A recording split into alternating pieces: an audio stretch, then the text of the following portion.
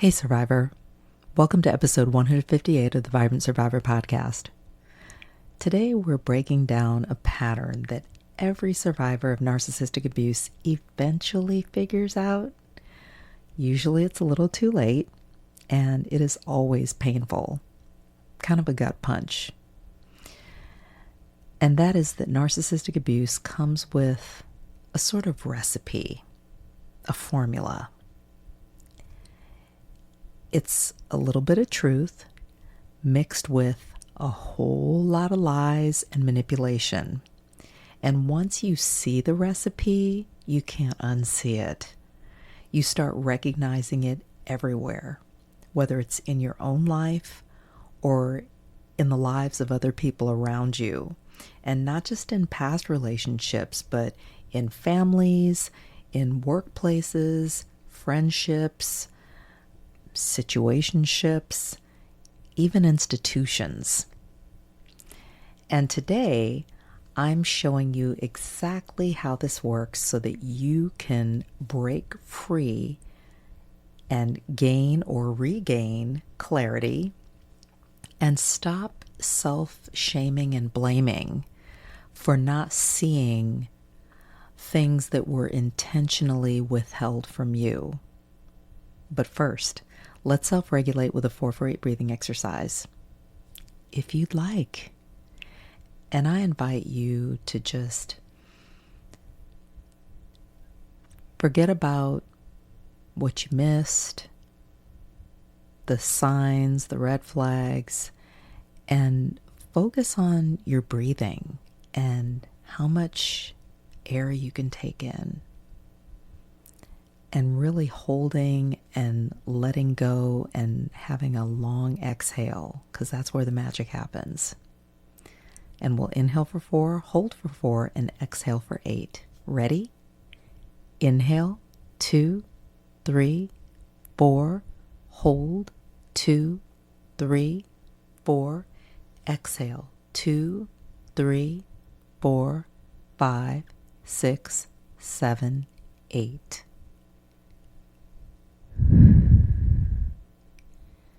What do you notice in your body? Grab your notebook and pen, and let's dig in. Hey Survivor, welcome to the Vibrant Survivor podcast. Do you want to disconnect from a narcissistic or toxic situation and heal? Are you Googling how to identify a narcissist, narcissistic abuse, and boundaries? Are you feeling stressed and lonely while trying to avoid being sucked back in and lied to again? Hey, I'm Leslie. As a busy wife and mom, I fell for the lies and manipulations of narcissists. I wasted my time, talents, and money on users who kept moving the goalposts.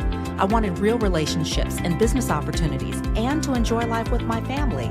Instead, I struggled with anxiety, panic attacks, and insomnia, and I couldn't trust my body or anybody until I took a holistic approach to healing. In this podcast, you'll find tips for healthy living, trauma healing, and boundaries so that you'll have the freedom, confidence, and inner peace to respond, not react, after narcissistic abuse. Take a deep breath in, let it out slowly, and just relax. This time's for you. Narcissistic abuse doesn't just start with chaos and drama.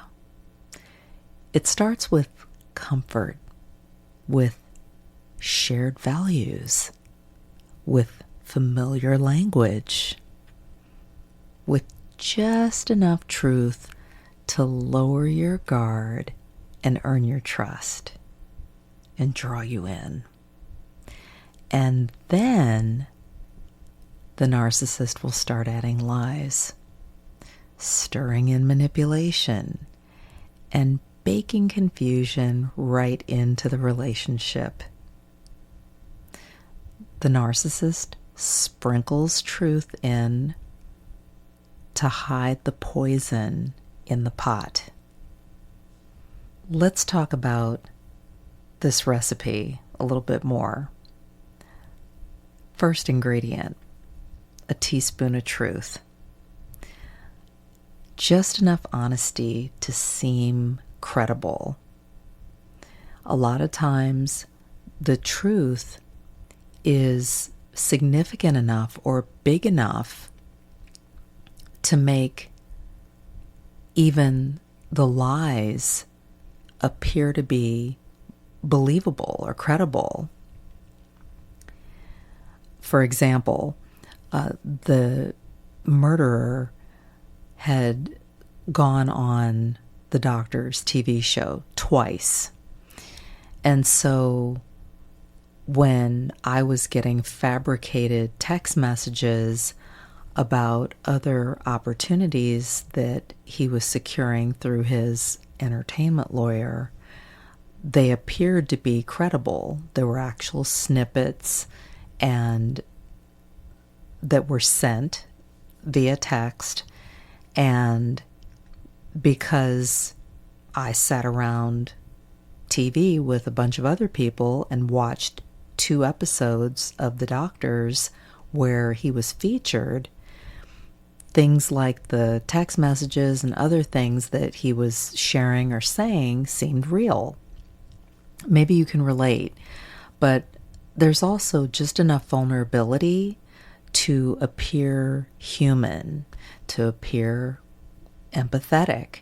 There's just enough shared values like faith or kindness or purpose in life to create a connection. There may even be a shared background, like growing up in the same city, or maybe attending the same school or running in the same circles. The truth, in whatever capacity you receive it, is the hook. Second ingredient, a couple lies. These could be exaggerations, they could be fabricated stories, selective omissions, false narratives, and pretend empathy, love bombing, spiritual or moral language used as kind of a seasoning of sorts. The lies will come slowly at first, like they'll be dripped out as kind of a test to see how you respond, if you question, if you challenge it, if you, kind of turn your nose up and like, huh? What? And then they become just a regular part of the meal, essentially. And especially if you don't say anything or don't seem to have any kind of a negative reaction, allergic reaction of sorts to what you're being fed.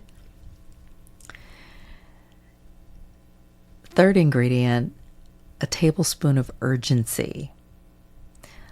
Narcissists rely on intensity, and I don't know about you, but I definitely experienced this. Things like, oh, you've got to act now because an opportunity like this isn't going to come around again. And oh, this only comes around, once in a lifetime. Or, shh, don't tell anyone. This is top secret and I'm letting you in on this, but really no one can know. Or, I need you. Or, hey, I'm not safe.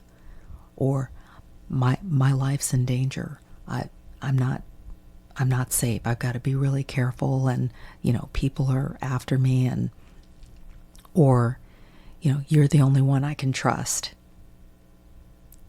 And that sense of urgency can block your discernment.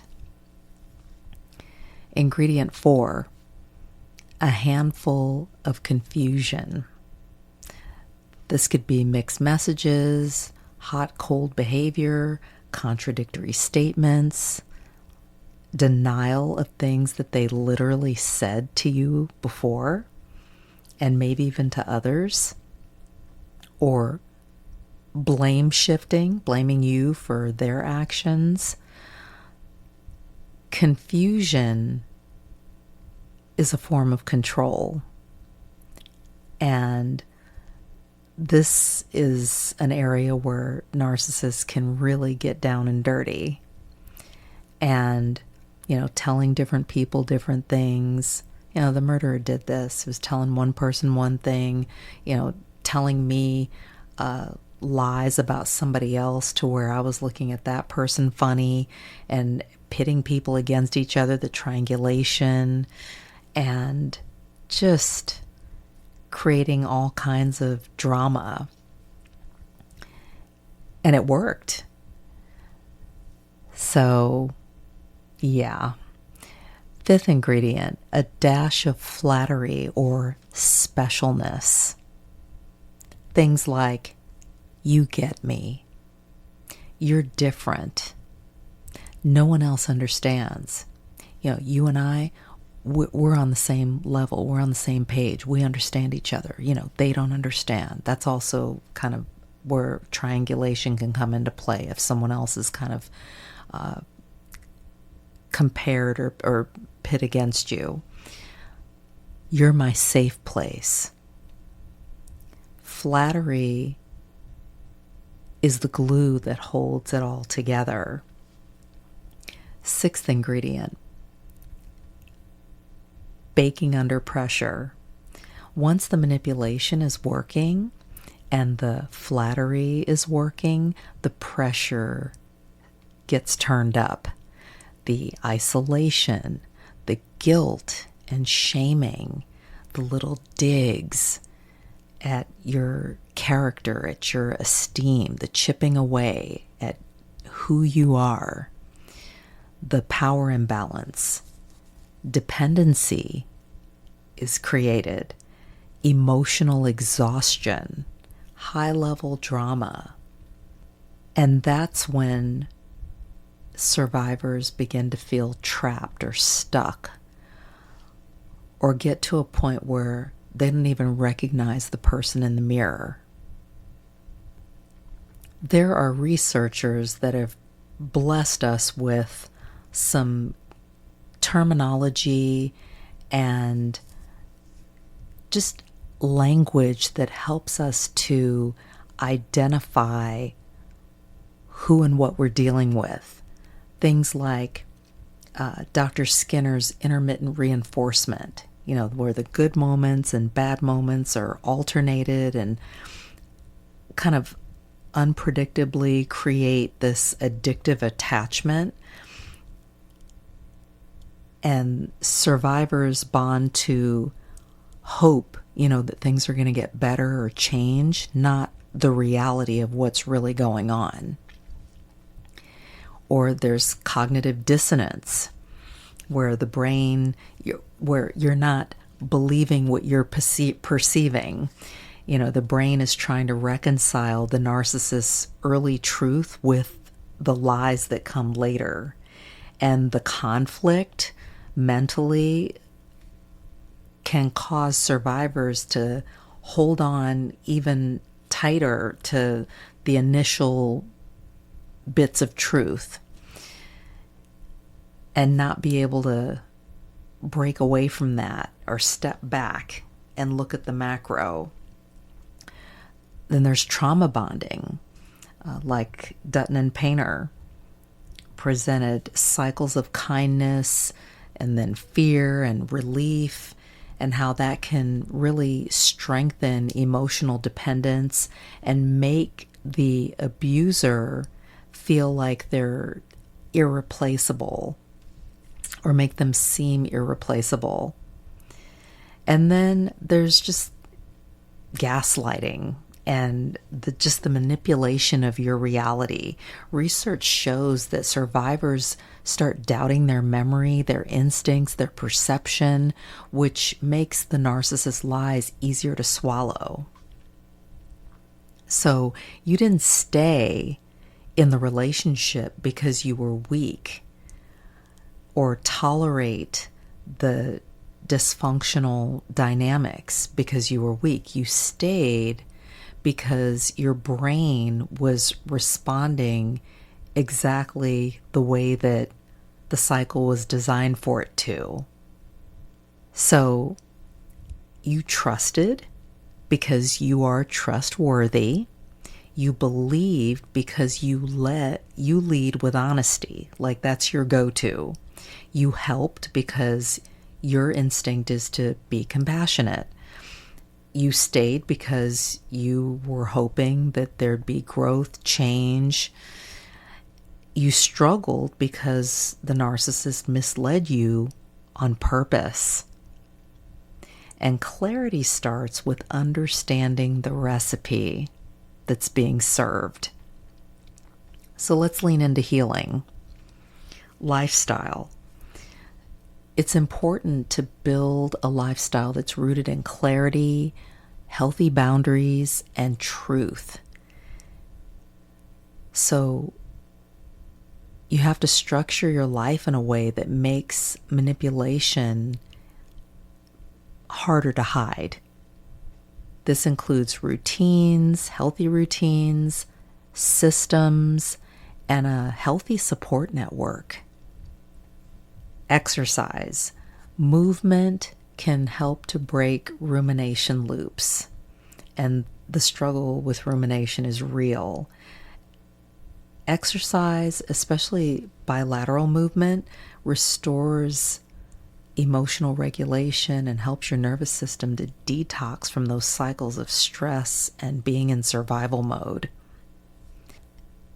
This could be 20 minutes and something that you enjoy doing, whether it's a power walk or a weightlifting session, jumping rope, bike riding, hiking, whatever that is for you. Attitude. Try to shift from why was I fooled to why were they hiding and lying so much? Your attitude is everything, survivor. Reframe your shame and respond, don't react. Nutrition.